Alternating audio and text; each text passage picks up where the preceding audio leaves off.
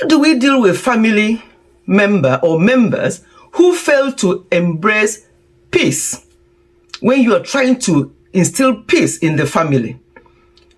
My thinking is that we have to stay true to ourselves, grounded in our own integrity, be direct and assertive when you express yourself. Stay focused on how you respond. Know when the discussion or the argument has accelerated to the point of no return, meaning that it's no longer about conflict resolution, but just about winning.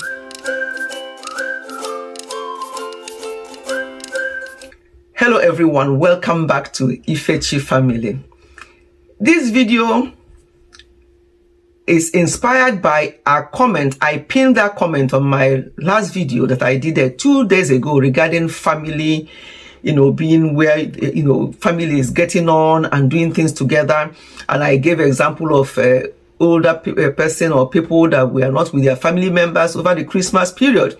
So there was a comment, and then within that comment, there's a question about how do we deal with family members who fail or who don't want peace in the family.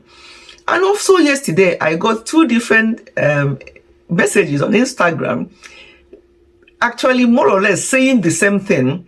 And from the ones I got on Instagram, they were direct about the kind of family members we're talking about.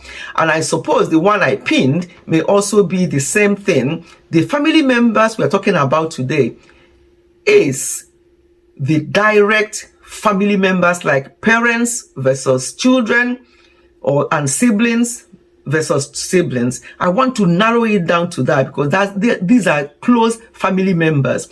Let us not even go too far to uncles and aunties for now. Let us narrow it down to siblings. Siblings fall out all the time. And sometimes you wonder why, what actually happened. Sometimes it may be parents may have contributed by maybe favoring one child or some children and not the others. And then they grow up that way. And when they grow up, they now start having issues with the other siblings who they think their parents favored, and so on and so forth. There might be various reasons for that. It might be financial. It might be because of education. Maybe they're doing better and you're always talking about them. There are many things parents do that contribute to these things, and these things come to bite them towards the end of their lives, because when they cause problem and their homes are not in order, that means that their children are not united. It will then affect them as they get older if they did not sort it out. So it's very important for us parents who are raising up children to make sure that we put our families in order, so that when anything happens, our children will be together. We will also enjoy our children in our older age. So that's one thing that I've picked up that parents may have contributed. Another thing might just be siblings, rivalry. They are just competing against each other, or they don't like how this person talks or whatever. There might be all those little things growing up. And if it's not sorted out, people will continue like that until their older age. Now, going directly to the question, how do we deal with a family member who fail to embrace peace? I think the first thing to do or to note is that we cannot change how somebody acts. Even if you're twins, you still cannot change how your twin sister or brother acts, never mind your other siblings. So you cannot do that. So don't even waste your time trying to change anybody. What you have control over is how you behave or how you respond. Most of the time, it's better to respond, not to react. Because when somebody is not happy, or when somebody has an issue with you, what they do is react by saying something or shouting at you. And if you do the same, that means you are reacting back, and that issue will not be solved. But you can respond in a calmer voice, and it may, in some cases, help. So try to always respond when somebody is reacting to something and telling you off and shouting at you. Count down, say to yourself, calm down, don't react, but respond. So in case of a family member like that, if the issue has been, depending on how, has it always been like that? Have they been like that growing up? Try and narrow it down to when it all started, and then speak to the person, sit them down in a calm voice, and please avoid using the word you.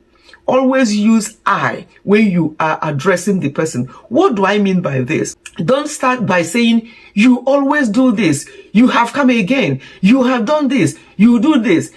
Instead, you can say, I have noticed that this has been going on for a while, and I wonder if, then you can now start with all the I's, and then that way you can bring out what you are still saying the same thing. Remember, it's not what you say, but how you say it. You may still be saying the same thing, but avoiding the word you and using the word I in starting your sentences will help the other person to calm down.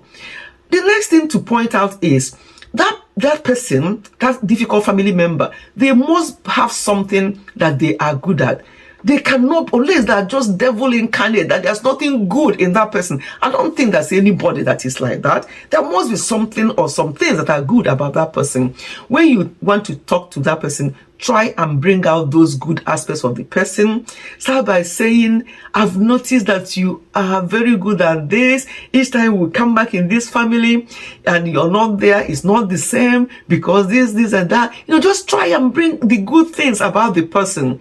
And then you now land to what you want to say. That way it will be easier for that person to listen to you and not react. And even if that kind of person that no matter what you do, because some people are saying, no matter what you do, some people are just like that. Okay, try and respond then. Remember, we are all individuals. We can never behave the same. Even if we are siblings, even if you're twins, you can never behave the same. So always make allowances. We all have our own faults, but unfortunately we don't notice our own faults. We always see somebody else's faults. We don't notice our own. So let us just think about ourselves as well. What have we done to contribute to how this person is behaving?